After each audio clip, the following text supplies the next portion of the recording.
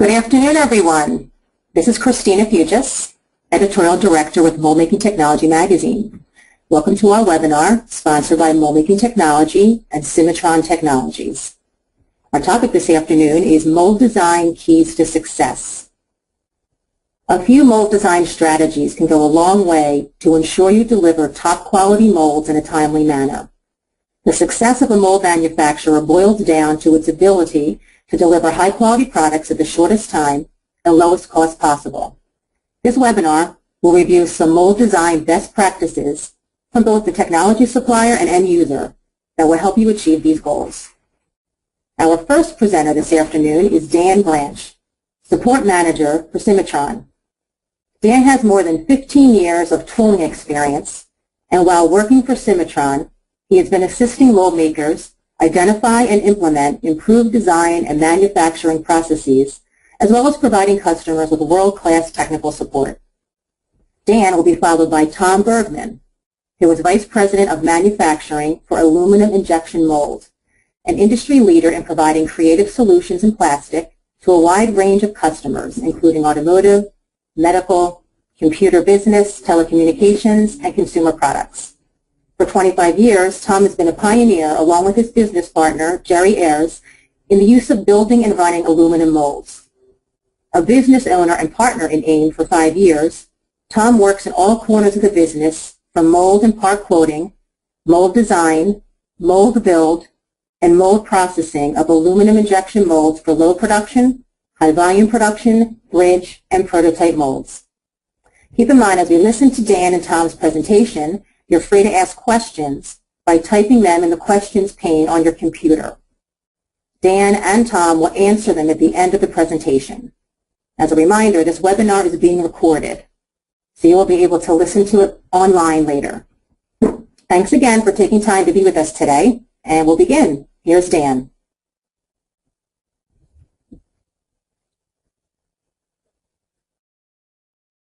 Thanks. So to get started, I would like to take a minute to tell you a little bit about us.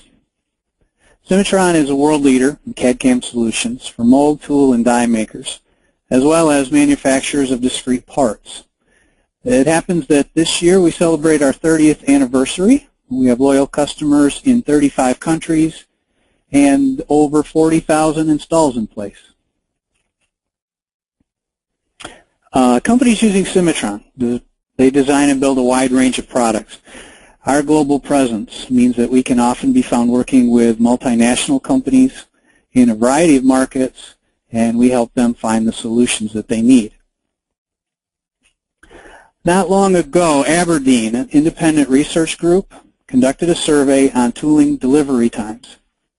Delivery time is where the real competition is for new tooling, and we recognize it as a critical measurement. So we're very happy to say that shops using CimatronE will typically outperform even the best rated shops in this regard.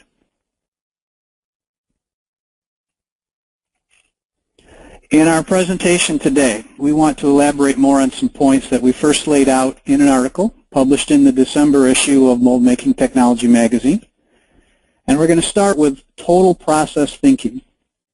If the goal is truly to deliver on time and better than the other guy, then there's no room for any holdups in your system. New technologies can and do make for a better process, but only when they streamline the job flow rather than reroute it to some other spot. CimatronE CAD/CAM software covers every facet of quote, of design, and of manufacture. It's our goal to provide the best functionality for the task at hand, while always keeping the next task in mind. When delivery times are compressed, seamless flow is essential. So jobs move quickly from part analysis and quote to tool design to NC programming and electrode design. Now, seamless flow does not, however, mean that the process must be linear. That's important. The way to add efficiency is to facilitate every task with enough initial data to get started, and then keep those doors open and information flowing to simultaneous activities. And it's possible when using a unified CAD/CAM package that understands the needs of tooling and is built with this total process in mind.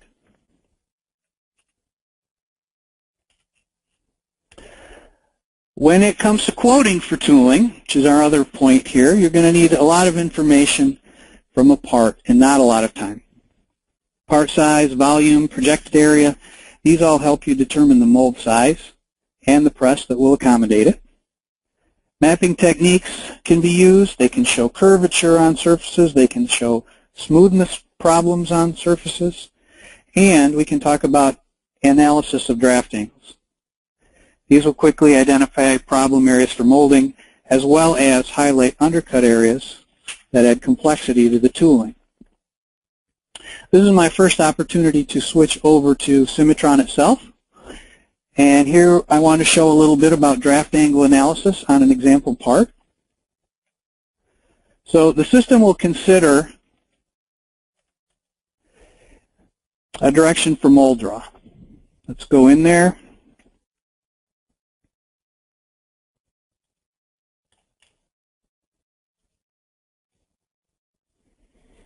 And what we have is a colored display that allows potential problems to easily be found. Here we're looking in one direction, like from the top. We can even use the cursor to give specific information on certain angles. So let's say on the back of this part, we could look around and possibly find problem areas that are very difficult to see just with the eye. So in this case, anything showing red is going to indicate areas that cannot be molded along the main direction of draw and might require more expensive cams or lifters.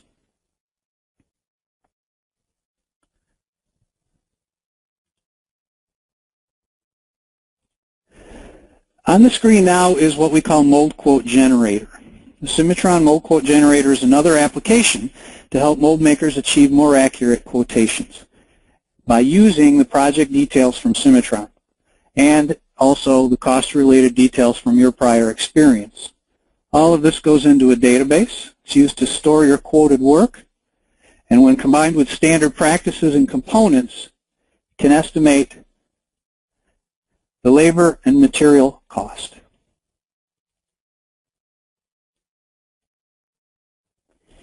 We can adjust a lot of things in this product, but again, it learns from the previous molds that you've designed. They stay in the database, and there's a link to the data that you're getting out of CimatronE.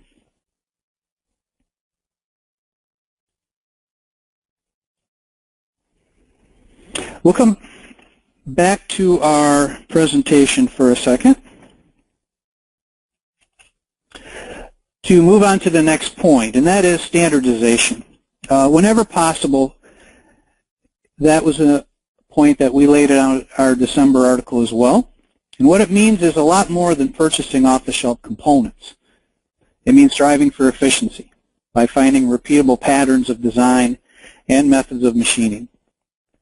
CimatronE makes it easy to use the components from previous tool designs and provides a template mechanism that repeats your favorite styles of NC or of electrode design or even drafting.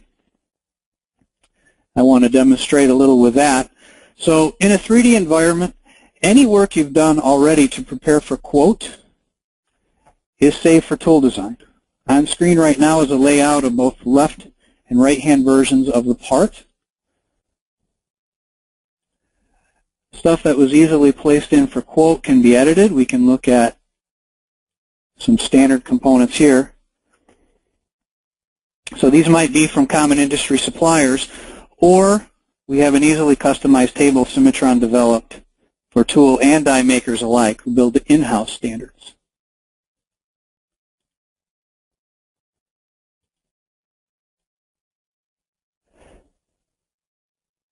Either way, edits to the quoted starting point are easy to apply as the tool design progresses. So let's come down to just the parts here.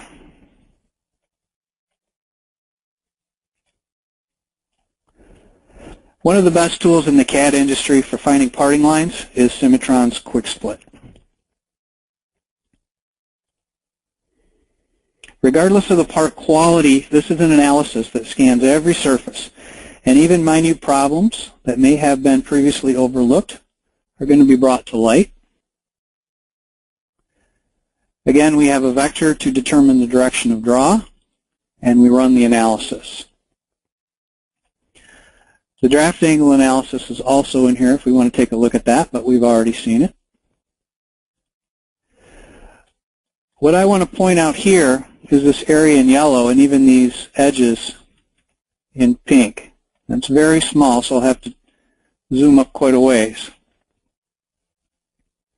But the bright yellow highlighted face is a face that's partially occluded by a very, very small overhang here. It's probably unintentional, but mistakes like this have to be found early on in the tool design process. Quick Split does help us do that. Let's accept that side. We'll flip the arrow over and take a look at the bottom. Again, run the analysis. So once we've got a little going here, we can open the part up, and we visually see a bit of the mold action that's going to take place very early on here just by dividing up these parts. Now anything that's left over is going to be something not assigned to cavity or core direction. These have to be looked at by a little bit further analysis. So we'll come back to another direction, and we'll make the vector from any number of things. Let's say normal to face, and pick a surface to start analysis here.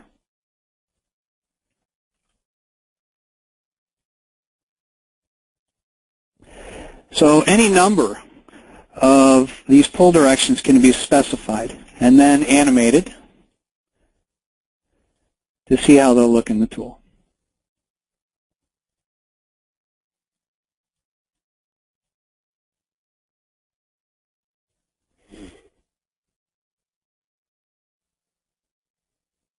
Let's move a little farther ahead.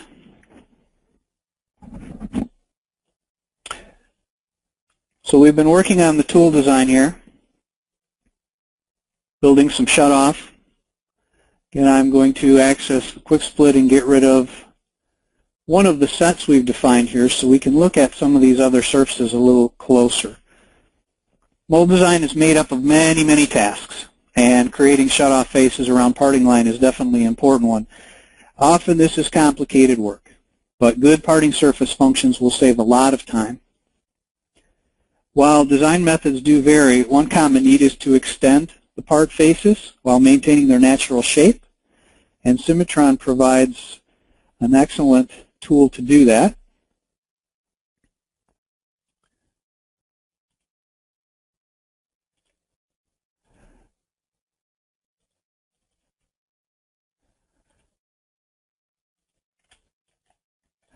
Basically, we can look at any surface and make an unlimited amount of adjustments to the boundary live and on the screen. So with a quick method of deleting some of those boundaries, we can now invent our own, much larger than before, which again gives us an excellent preview and natural extension of the parting face. Let me roll the part over here. Another really phenomenal function is for working on internal islands and areas.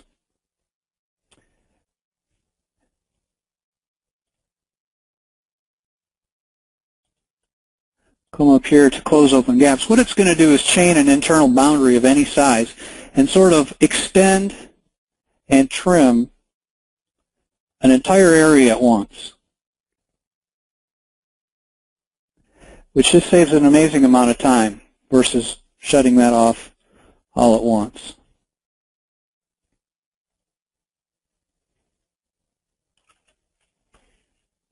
That pretty much makes the ideal pocket for that area.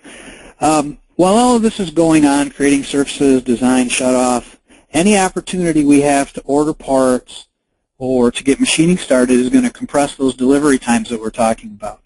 So with very little data in place so far, what I want to do is show you a specialized tool we have for lifters or inserts, those kind of things. That's going to require pushing a couple buttons here. So let me turn on our ejection. Again, we have the mold base dropped in from the quote, and I'm going to go to Add Lifter out to Standard Components. A lot to choose from here, and this is something we have developed out of the DME catalog. To add an assembly, we just want to create a few references from our geometry that we have here already. And then we can drop a point on the screen, make a few adjustments to the position. So we're doing this well before any official cavity blocks, core blocks have been defined. But we can start roughing this stuff in, and it's more than just roughing it in. We can actually use it from this point.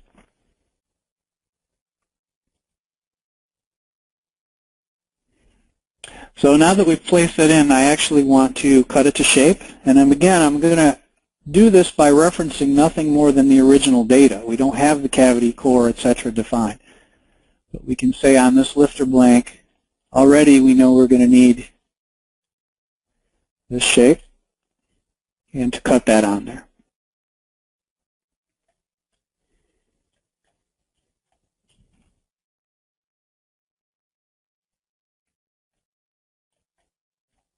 Let's take this idea even farther. We've got small built-in cutting objects created in the standard parts. So if we were to turn a few things on here and maybe do a dynamic section,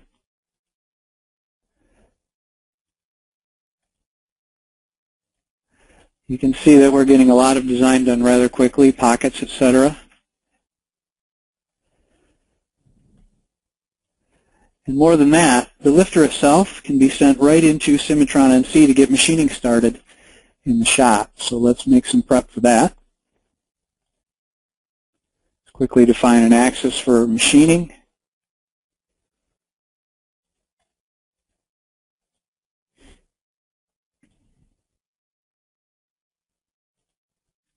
And out to an integrated NC model this goes.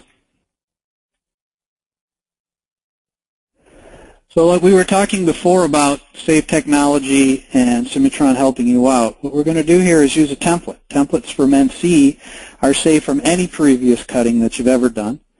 If the general order of procedures is the same, then a template can be used over and over, regardless of changes in the size or the shape of what you're cutting.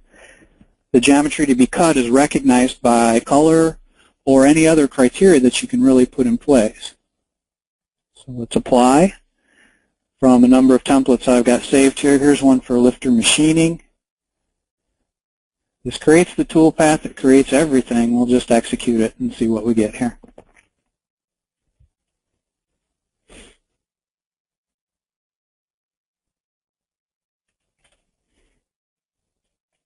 So again, smart machining based on something I've done previously that was similar.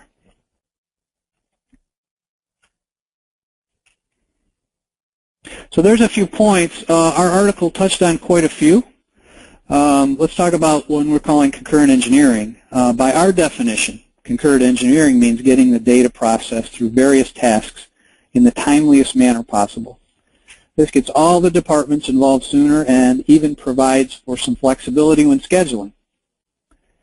In addition, many Cimatron customers have CAD stations placed around the shop. These are used for verifying dimensions, for cutter paths, even saves more engineering time when they can look stuff up themselves. Even receiving part changes, which is a very real and common occurrence, it has to be incorporated into all this design activity that we're doing with as little disruption as possible. That takes me back to Cimatron again to talk a little bit about processing and engineering change. So again, we've moved even farther down the design road here, but typically the case, the design is going to be well along when a part change comes in. We want to implement this change in the quickest possible fashion. So what we're going to do first is we're going to overlay the new part with the working model in the mold design. Turn off some of what we've done here. The part, of course, is still here waiting for us.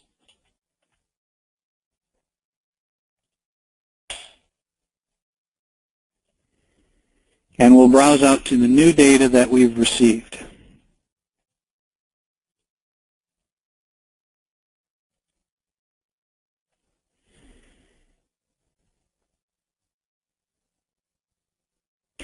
Compensation for plastic shrinkage is a value stored in the design, and this is going to be applied to our new part automatically. We don't have to worry about that on the revision. And this resulting comparison, it shows a red and a blue colored display. That's going to illustrate the new geometry being added and the old geometry being removed. We'll hide what we call the unchanged faces here, and you can really see a little better what are coincident with the old faces and then actually brand new geometry that's coming into the part here. Now, because of the associativity between this work part and the cavities that have already been designed, the system can next remove obsolete geometry right out of the design.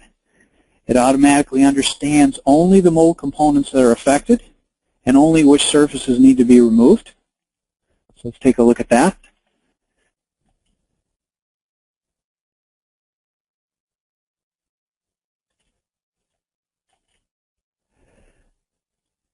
We'll ask to show what it's going to delete. And here's the pop-up. In the lifter, it found one face that's affected. In the A plate, a bunch of them. And in the B plate, a few also. So this, again, is going right down into the design that's in progress. And it's taking stuff out in preparation for adding new geometry in. I think we should take a quick look at that. So here's the part we were working on, and you can see that now a large quantity of that area is missing.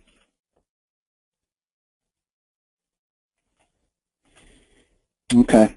Now that quick split function that we used earlier, it's going to help out again when we're processing this part change.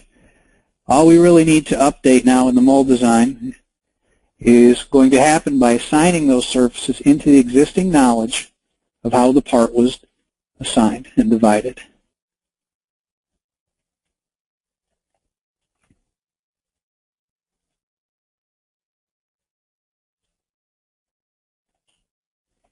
So we'll add a little into the blue, the set that existed before. And to the bottom side as well. Maybe a few more here to clean up.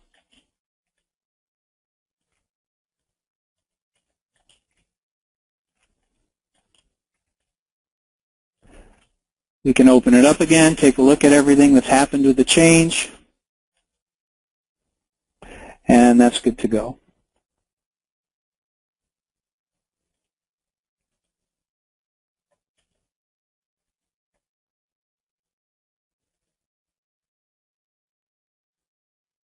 Okay. New geometry has taken the place of the old geometry. Now, most real engineering changes, they're invariably going to affect not only the part, but parting line as well. So the current change adds this new window opening, and of course we do need to keep designing, add new shutoff in here, and fix a few things. So let's work on that very quickly, but we've already seen that Cimatron has functions that can help.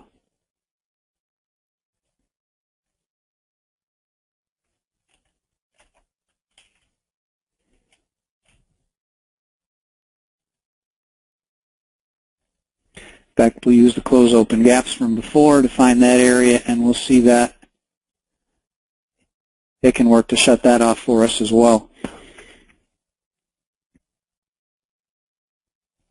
So by bringing that change right into the design that's in progress, Cimatron is actually allowing you to avoid a bunch of time-consuming regeneration of parts and also the possible conflicts that can result from that regeneration.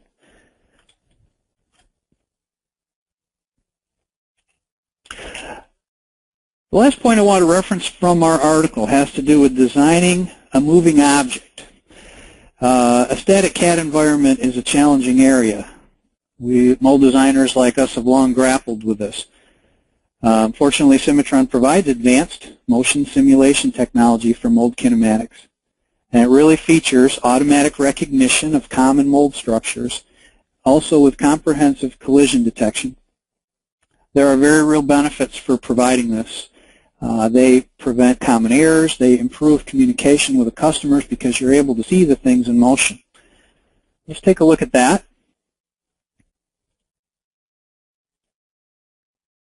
We've got a little different design on screen here.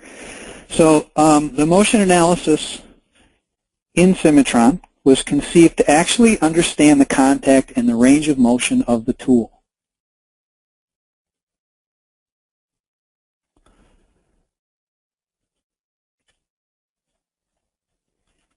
In this example here, what we've already done for you is we've grouped the main systems of the mold together as fixed, as movable side, and a few other things that we see here in a lower dialog. We can run an initial collision test to make sure that no interference exists while the groups are at rest, like now. But then we define some motions. Now, the system set into motion a mold is by the opening of the molding press itself. So that's all you have to define. The dependent mechanisms, like lifters and slides we have here, are driven by angled pins. You don't need to define those. The design itself guides their motion. Okay?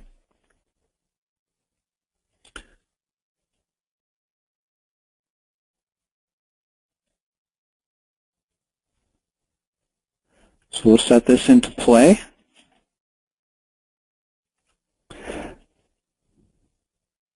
This is really true virtual tool building. I mean, any collision of components that happens is going to bring the halt to this simulation, and it's going to highlight the design area that caused it. There's a lot of things we can do with this dialogue. We can save it off to a movie. You can send it to your customer and say, here's what's going to happen.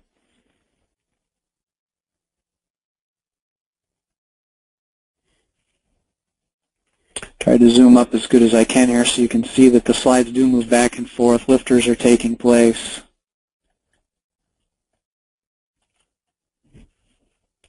This has really been a neat tool for us.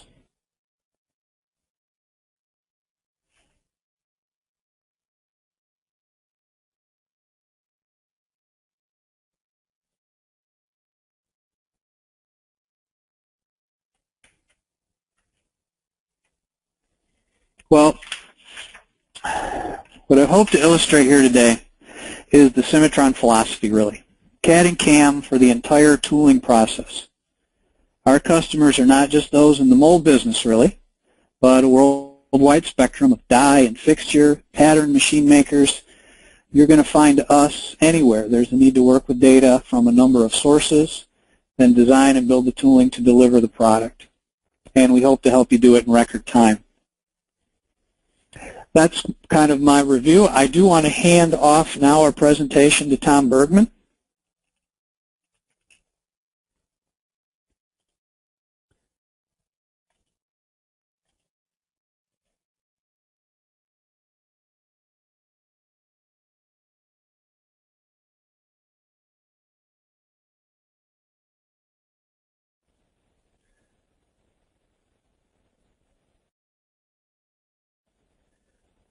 Hello, everybody. This is Tom Bergman, and to tell you a little bit about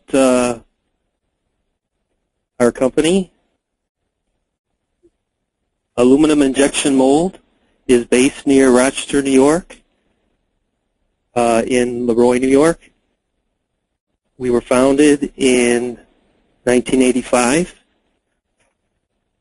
We are a pioneer in providing creative aluminum production molding solutions in the markets of automotive, computer, business machines, telecommunications, consumer products, and medical. The challenges that we face are keeping up with increasing short delivery times. Now and again, we receive CAD models from customers that are often incomplete for molding. And the fact that because we build aluminum injection molds, there's a lack of off-the-shelf QC10 aluminum mold bases for us to purchase, so we have to produce our own, and having to create complex parting designs with few or no flat surfaces. So a few of the areas I will be focusing on today are areas AIM has streamlined in its operations: our niche market, process and people, how we are machining, and how Cimatron plays a key role in our successes. We have a distinct advantage because we strictly build aluminum molds, and because of that we have found that there are no off-the-shelf, as I mentioned, QC10 aluminum mold bases, which means that we design and build every mold in-house from the ground up. Some benefits of QC10 aluminum is its machinability, its true thickness hardness, the ability to high polish it, and its thermal conductivity allows for simple cooling patterns like you see on this photo of this mold we built. These water lines just go straight in and out, and we typically won't see more than a degree or two difference anywhere where you measure the temperature on that mold.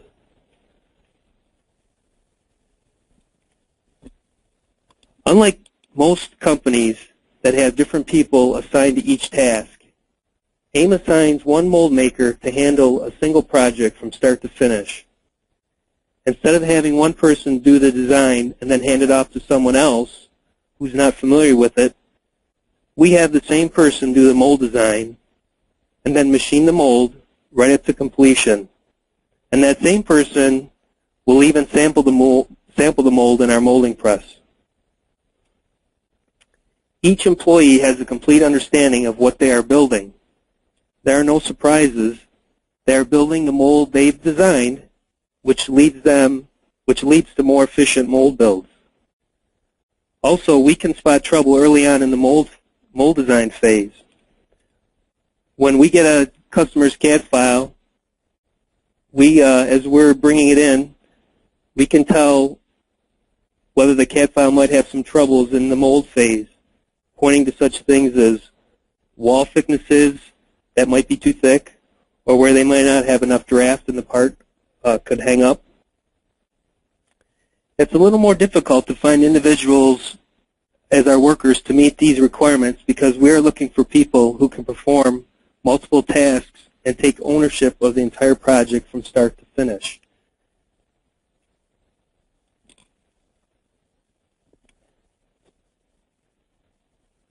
All of our CNC machines and molding equipment at AIM are standardized on the same brand, so there are no variations in production or multiple types of machines to learn. Our control units on our CNC machines are all the same. There's nothing new to learn, so no time is wasted programming for one type of CNC versus another. And the same goes for our molding machines.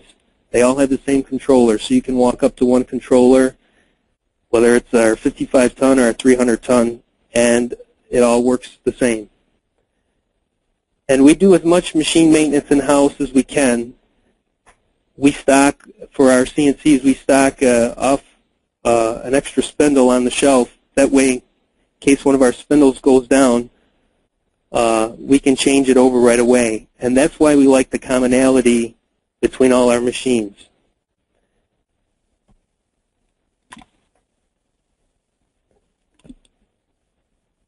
CimatronE is great for our approach because we never have to leave the software, and we like to standardize that too in our process.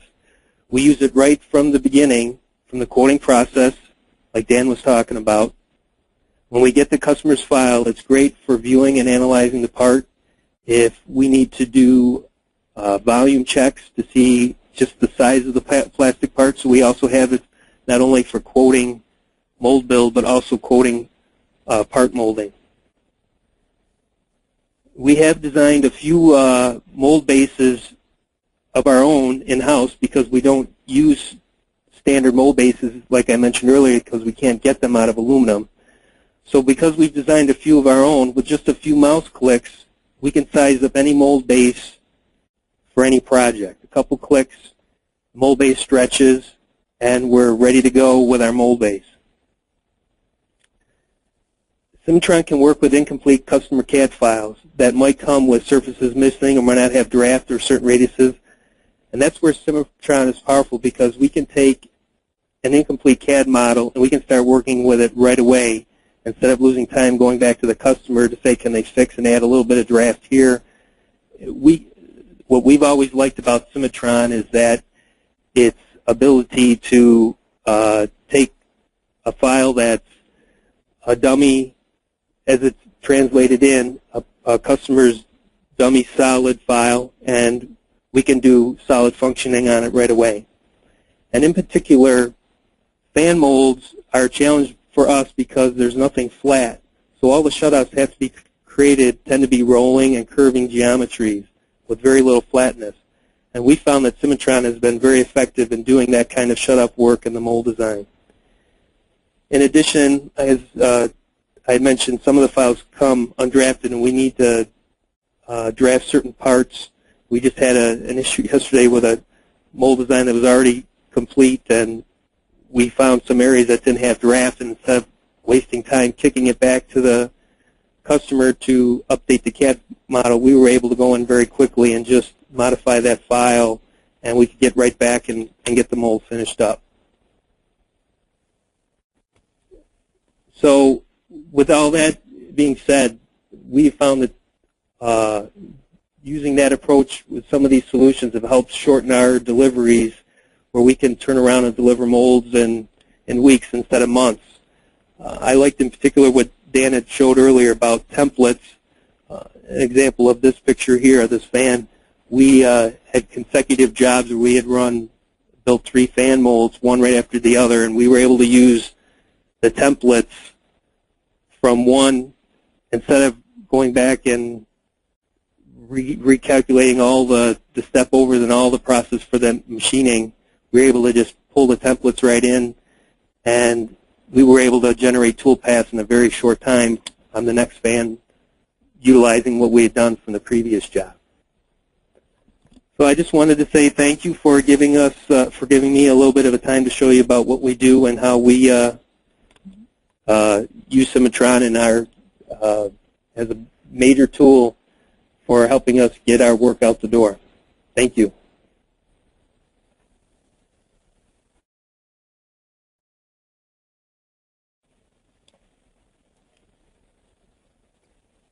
Thank you, Tom and Dan, very much for your presentations. Now it's time for some questions. I see that you have some for both Dan and Tom, but before we get started, I want to remind everybody that you are still free to submit your questions, and you can do that by opening your question pane and typing in a question, and we'll get to them all, hopefully. All right, let's get to the first question. This one is for Dan. What kinds of data can CimatronE import? That is a good question, and I will answer by saying CimatronE can import just about any kind of data out there. We still see the most common stuff being the STEP, the IGES, sometimes SAT files. We see that because everyone can read and write those types. But CimatronE also has direct converters. We can read ProE, we can read SolidWorks, we can read Unigraphics, CATIA, so it's quite possible that if you're dealing with an OEM of some sort, we can read their data directly. And we find that helps out quite a bit. What are some other functions CimatronE provides for mold makers? You know, I didn't have time to really show everything that we could talk about. There are specific functions for runner design. There are some really nice functions for adding ejection, different types of ejection, and cutting the pockets for those pins, blades, whatever. There is a cooling design module. So we've really, and besides the lifter and the insert that we looked at, we've really focused on mold making as one of our primary targets, and anything we can think of or that our customers can think of to help, that's what we'll work on. I guess this one's for either Dan or Tom. With all the power, how long does it take for one to become proficient in using CimatronE? And is there a good way for someone to get started with something simple? Well, I know how I'd answer it, Tom, but go ahead. Well, what we'd like to do is, obviously, when we want someone starting on a design, they obviously have already had the background in mold building, but we like to start them out with a more simple project that we're doing, let's say a mud unit that is enough for them to get a full understanding of the design, from, part splitting to the cooling pattern to the ejection, but it's just a little bit easier way to ease them into that transition of learning the mold design with an easier one like that. That helps boost their confidence of how they get better at it, and then just from that point on, we as they get farther along, we're ready to take them to the next level. We give them a job that's, let's say middle of the road as far as difficulty, but we try to ease them into it. We don't throw them the most difficult job with all kinds of action and lifters on it right off the bat. Yep. Tom, do you have anything to say? Well, I'll add, Dan will, but basically, I think Cimatron's right up there with the easiest CAD/CAM systems to learn. It's not something that takes years to master. I really like the approach AIM takes with very skilled guys, because they already know all the mold design stuff, and then it's just a matter of translating that to the CAD or the CAM. That would be the one thing about the learning time, is that there is a lot of functionality here. There's CAD, there's CAM, there's all these other, there's electrode. So, you jump into one of those areas first and you become proficient. Well, how long would you say it would take for a new employee to get trained to do all of it? I don't know, Tom, what do you think? I would say it's going to take a couple of years, but one thing that I like about our approach is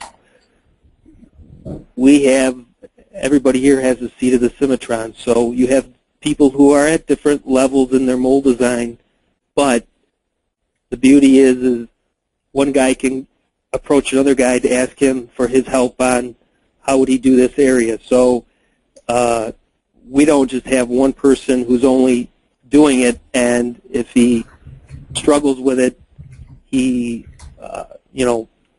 might just struggle with it. We are very good at sharing with other people the best approach to do it, and I think that's what really works well for us, because we're big on not trying to keep our information that we know to ourselves with the individual. When we learn something new in Cimatron, we want to let everybody know within the company, did you know this function could do this? So I think we are pretty good at, we can bring along guys fairly quickly and they can pick up on it. Tom, what kind of support have you needed from Cimatron to get where you are today?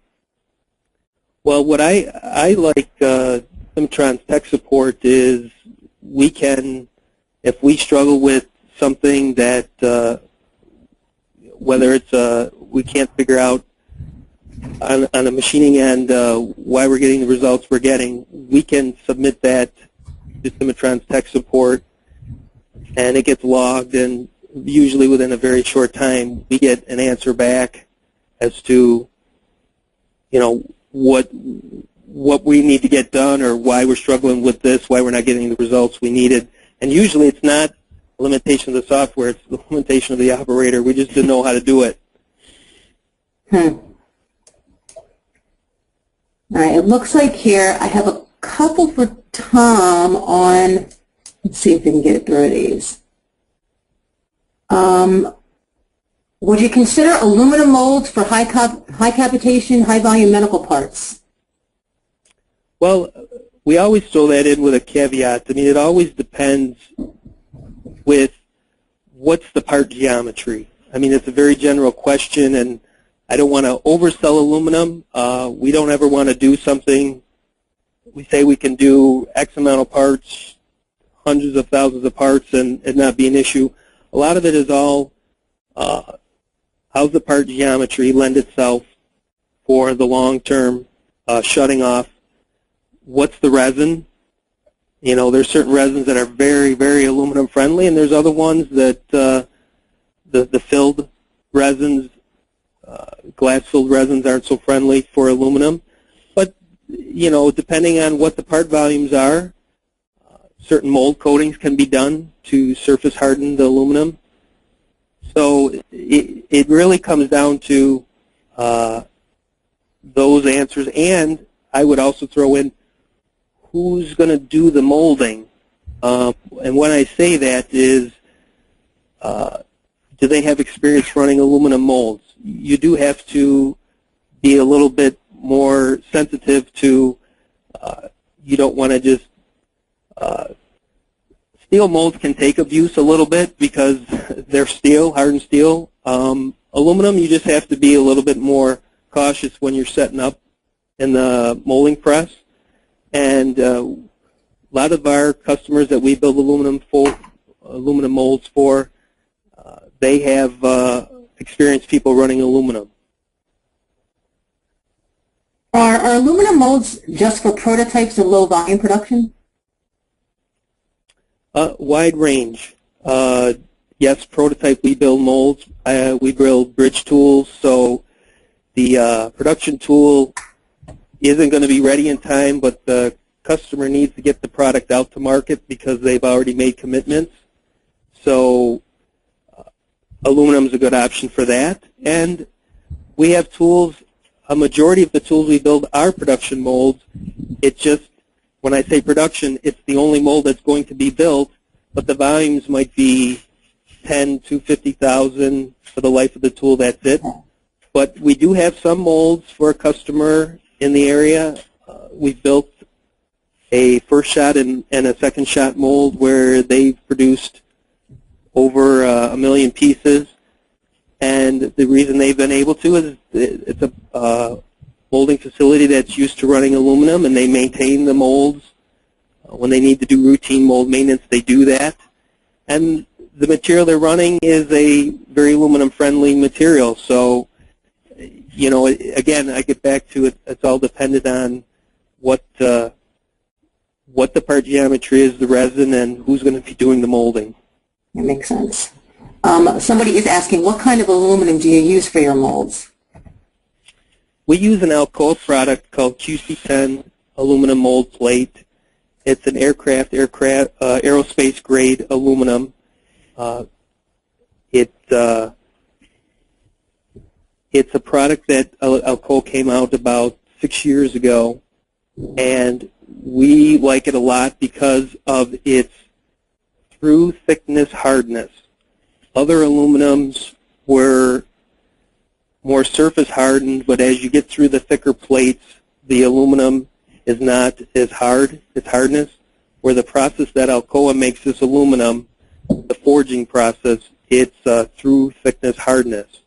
And what we found is it's great for when you're doing, removing a lot of material. It's unlike other aluminums, it's not under stress where you end up getting a lot of warpage when you remove large, vast amounts of the metal. And it has other great properties. It's great for high polish, takes textures well, and then it also brings its thermal conductivity that aluminum does. So not all aluminum plate, when people talk aluminum, just like there's different grades of steel, there are different grades of aluminum. And this QC10 is a high 7000 series aluminum plate. Somebody is asking, how many parts can we get from this kind of aluminum mold? Again, that's a very general question, yeah. and again, it all comes down to who's going to do the molding. I mean, I've been recently asked to quote from a customer an aluminum mold that we did not build. I will say that somebody else built that had gotten cracked. Now, I think the mold was very old, but my first question is what was that metal? What aluminum was it made from? And again, what was it can get a bad rap, but unfortunately it all depends, all these situations of, who's running it, and you just have to take a little extra care and caution when you're doing mold setup. But again, we've had molds where we've produced hundreds of thousands of pieces, and they're still going fine. And we're venturing into some new areas with a customer where some materials that you wouldn't normally think to run in aluminum we have, and the customer is very open to seeing a lot more of this type of situation where we could run materials that resins that typically wouldn't have thought that you could run in aluminum. You could, and their whole opinion about it is, well, let's see how many parts we can run off this mold.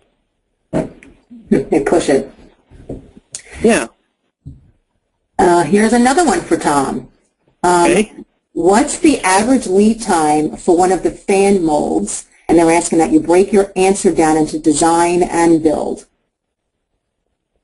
Well, typically what we do is we try to, right at the beginning of the design process, we size up what mold base size we need to do it in, and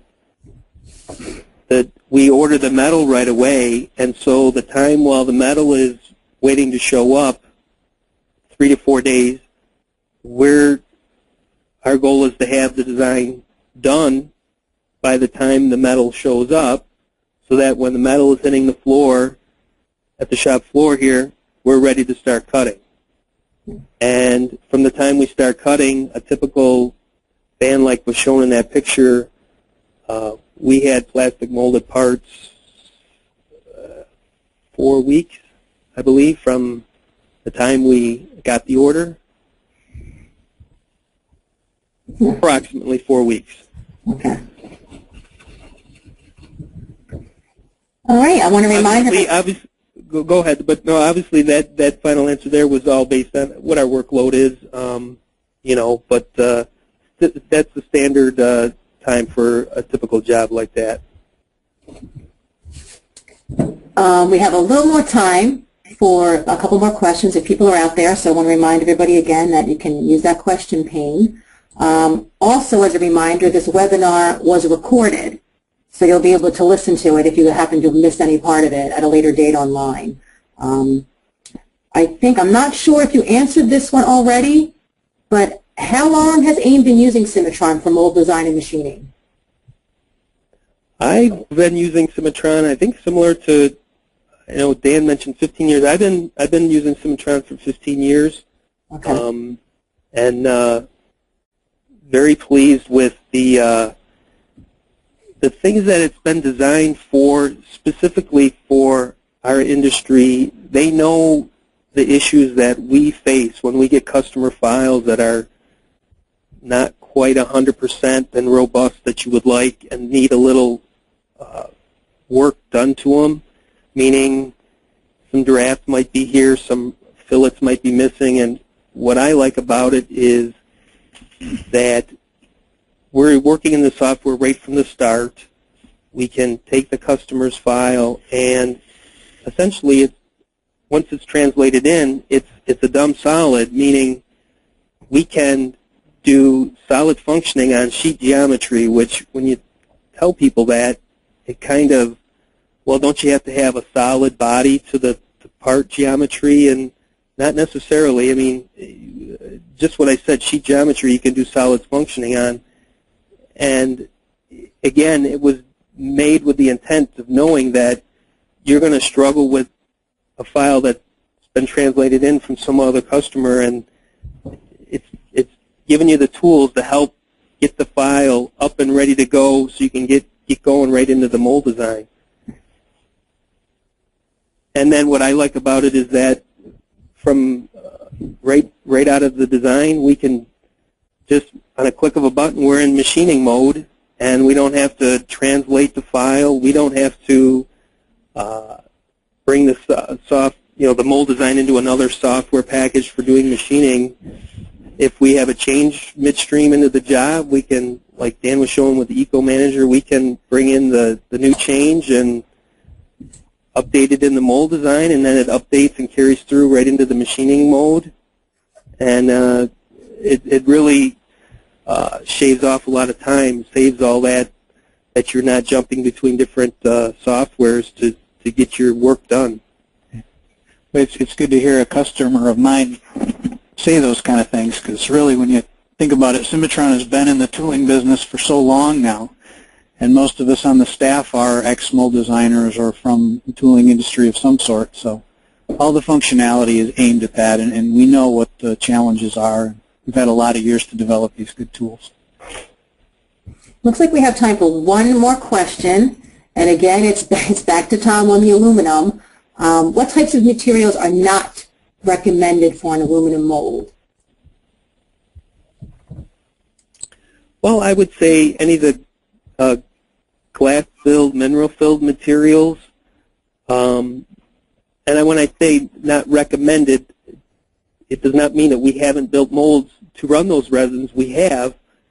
I always just, it always is dependent on what's the life of the tool. Some of the prototypes, like those fans that I showed you, those were in the realm of a prototype tool where they needed to do all kinds of air testing, spin testing, and they'd like to prove out their part design out of the real resin material before they go ahead and build their production mold. So those molds were molding a glass-filled material. So you can do it. Obviously, it comes down to what's the ultimate need of quantity of parts. What is the actual usage for the tool? I'm going to sneak in one more, and this one's for Dan. This is for Dan. What is the typical learning curve to train a good mold designer to use Cimatron for full 3D mold design? And he wants you to assume the mold designer has already been using ProE or SolidWorks for several years. Well, that actually is going to help. Not that we're the same as ProE or SolidWorks, but in my experience, every time you are exposed to CAD of some sort, you pick up from that. So it's a very hard question to answer. Obviously, it depends a lot on the person, but if I had to throw a number out there, I'd say that person should be designing molds in a couple months and really feeling confident with Cimatron after 6. The support staff is here to help guys like that out. We do a lot of training on the support line as well as talking about the software. So, between the tutorials and what the other guys in the company can teach you, as Tom was talking about at AIM, it doesn't take that long. You'll come along great. Great. All right. I guess at this point I want to thank Tom and Dan for your presentation and answering all the questions. For those who attended and you would like more information, you can contact Cimatron directly, and up on the screen is their phone number and email address and website.